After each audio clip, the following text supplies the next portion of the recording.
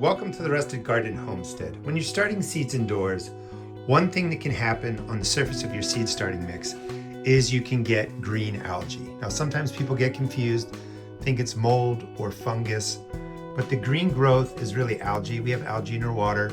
You put it into a starting mix, moist surface, lots of light. What's going to happen is you're going to grow algae. Algae itself is not a problem for plants that are mature, and you can see that the plants here are doing okay. However, if you end up with a thick layer of algae before your seeds germinate, it can kill the seeds off. The reason that happens is because you just have a lot of moisture going across here. You have some algae in the water, maybe in your starting mix.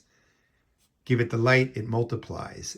Ways to handle that is letting the top of your soil dry regularly between waterings. Your seed starting mix is always going to dry from the top down. That helps reduce the algae. Now, not every garden's going to get it. Not everybody has it in their water. Sometimes it doesn't show up as a problem. As we come down, you can see in certain places, there's, it looks like new starting mix laying on the top of areas.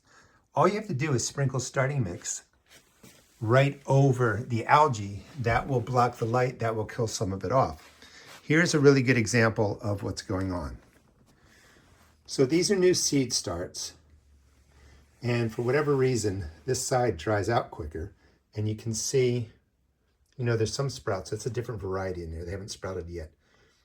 But there's no algae really on the cell that is drying out first. Still moisture down in the bottom. So overwatering is going to let your seed starting mix sort of progress and look something like that. Just notice how thick it is in some areas. When this gets really thick, you can almost lift it off.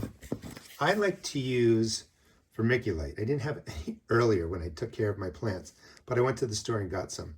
Very fine vermiculite, and you can just sprinkle it right across the top. The algae doesn't like to grow on that as much as peat moss, and you would just go through, and if you have a lot, you have seeds sprouting and you don't want to cover them over, just put a little bit down, come back and put more on later. But just take the vermiculite and cover over the algae growth. If you're doing this with the dry vermiculite, I'll show you in a second, we're just going to tap this and it's going to come off the plant leaves. Even if you have plants that are just starting to sprout or haven't sprouted yet, they'll be able to push through this. And this is just a simple way to take care, reduce the algae growth on your seed starts. And then let's make sure I got enough down. Once you have it down, you can just tap it. Sometimes that works. Or just lightly brush wherever you have a start coming up. And that's all you need to do.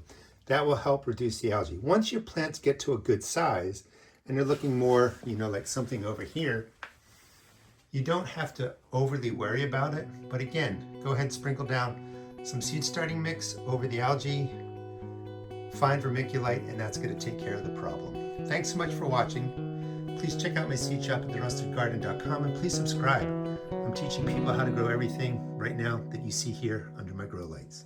Again, thanks so much for watching.